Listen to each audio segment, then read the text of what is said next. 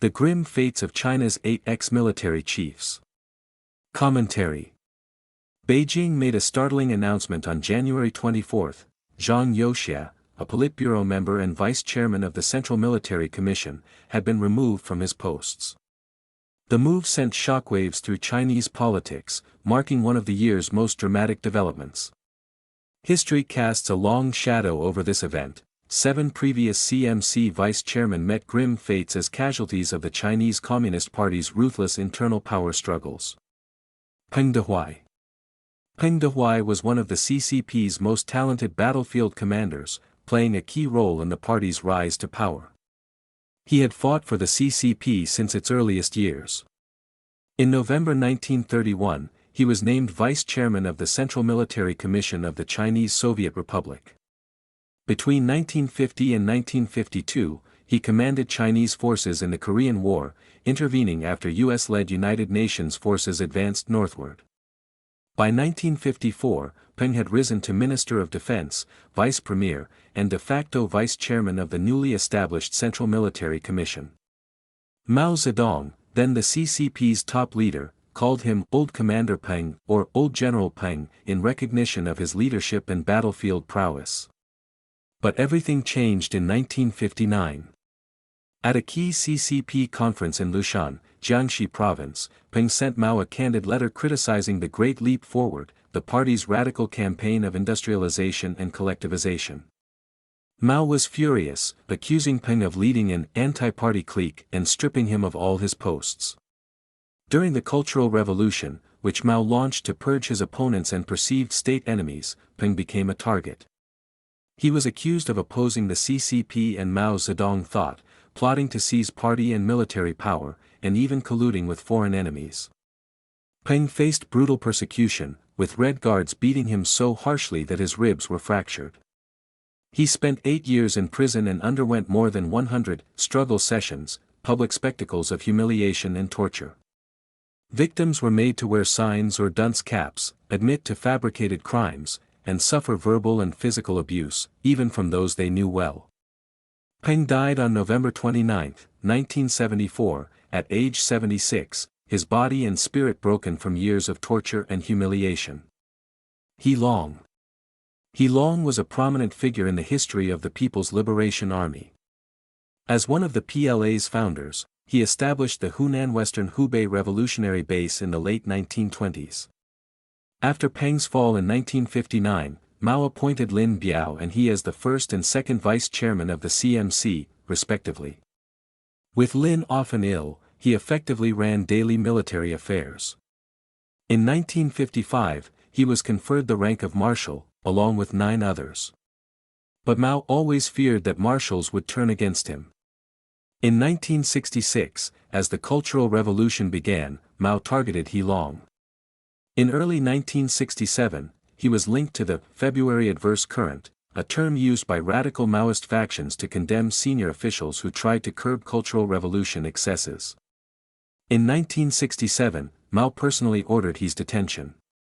A 2018 analysis claims that his fall was the result of military infighting.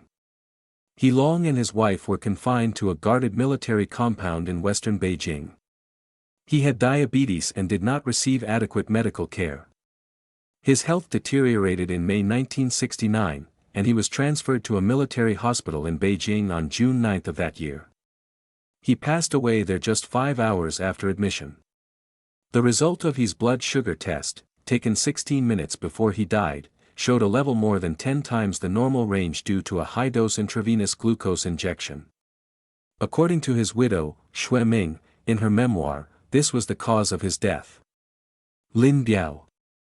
During the Chinese Civil War from 1947 to 1949, Lin Biao commanded the CCP's 4th Field Army, leading campaigns against the Nationalist Army, the Army of the Republic of China under the Kuomintang government, in Manchuria and advancing into central and southern China. Lin's army was the most successful single unit in the PLA in terms of the territory it covered. Lin held some of the highest positions in the regime, including Vice Premier of the State Council, Minister of National Defense, member of the Politburo Standing Committee, Vice Chairman of the CCP, and Vice Chairman of the Central Military Commission. He was also formally designated as Mao's successor. Mao and Lin eventually had a falling out over a power struggle, particularly during the Cultural Revolution. Their disagreement became public at the second plenum of the CCP's Ninth Central Committee in Lushan, Jiangxi, in 1970, an event known as the Lushan Incident. A Chinese historian described it as a showdown over supreme power. On September 13, 1971, Lin, his wife, and his son died in a plane crash in Mongolia. The true reasons for their deaths remain undisclosed and debated. Zhao Ziyang. In 1987, Zhao Ziyong became the CCP's General Secretary and first Vice Chairman of the Central Military Commission. In 1989, he clashed with Deng Xiaoping, the party's de facto leader at the time, over how to handle a nationwide student-led pro-democracy movement, later known as the June 4 incident, or the Tiananmen Square protests.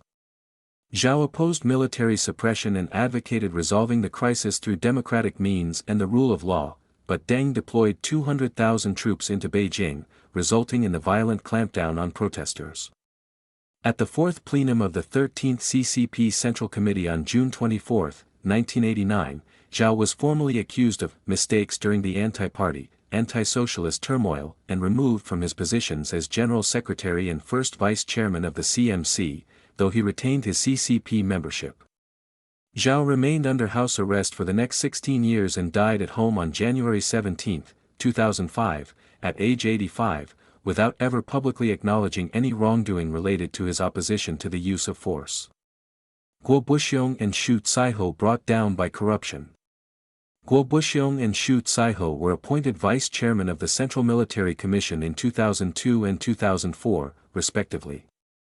Guo was appointed by then CCP leader Jiang Zemin. However, Jiang no longer formally held the CMC chair at the time of Xu's appointment, which occurred during the Jiang-to-Hu-Jintao transition, though he remained politically influential. Jiang had no battlefield experience or military credentials, making it difficult for him to command respect as CMC chairman. To secure the loyalty of senior generals, Jiang encouraged rampant corruption within the CCP's officialdom and military. After assuming power, the current CCP leader, Xi Jinping, launched massive anti-graft campaigns to eradicate Jiang's faction within the military. On March 15, 2014, Xu was investigated for serious corruption charges. Chinese media reported that a search of his residence allegedly uncovered more than 2,200 pounds of cash, along with vast quantities of jewelry, jade, antiques, and artworks from the Tang, Song, Yuan, and Ming dynasties, so much that it took more than a dozen military trucks to haul them away. On April 9, 2015, Guo was also investigated for corruption. On July 25, 2016, a military court sentenced Guo to life imprisonment for bribery. According to the South China Morning Post, citing a source close to senior military officials, Guo was charged with taking bribes totaling 80 million yuan, which was merely a small fraction of the amount Guo actually received. The CCP has never publicly disclosed the true figures, likely out of fear of triggering outrage within the military. He Weidong. He Weidong was regarded by some China observers as Xi Jinping's loyalist in the military and that she believed that he could help him carry out a military takeover of Taiwan. In 2022, she fast-tracked his promotion to Politburo member and vice chairman of the Central Military Commission. On October 17, 2025, Defense Ministry spokesperson Zhang Xiaojiang said at a press conference that he, alongside 8 other generals, had been expelled from the party and the military for serious violations of discipline and the law, and were under criminal prosecution. The PLA's official media said that his offenses involved a loss of loyalty, serious damage to the principle that the party commands the gun and to the CMC chairman responsibility system, and corruption involving an especially large amount of money. US-based political commentator Kai Shinkuan, also known as David Tsai, claims that He Weidong has already committed suicide. Another Chinese social media user with more than 640,000 followers on X posted last month that he had taken his own life, after confirming with multiple sources. Zhang Youxia placed under investigation. In 2017, Zhang Youxia joined the Politburo and was appointed vice chairman of the CMC.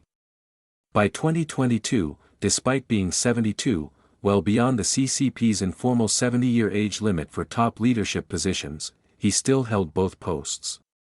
However, on January 24, the CCP suddenly announced that Zhang had been removed for seriously undermining the CMC chairman responsibility system and seriously encouraging political and corruption problems that severely undermined the party's absolute leadership over the military. The true reasons behind Zhang's downfall, however, remain unclear. Why have 8 CMC vice chairmen met such grim fates? The answer lies in the CCP's long-standing belief that political power grows out of the barrel of a gun, a slogan first articulated by Mao Zedong in 1927. Within this framework, true authority is believed to reside with whoever commands the military. In practice, the vice chairman of the CMC is typically the officer closest to the chairman, precisely the person most capable of challenging him. For the chairman, the greatest threat is a potential coup by this subordinate. History shows that in such a system, it is often considered safer to act preemptively rather than wait to be undermined, helping explain why multiple CMC vice chairmen have met tragic ends. As long as military power is not grounded in the legitimate will of the people, the CMC chairman and his deputies will remain perpetually insecure.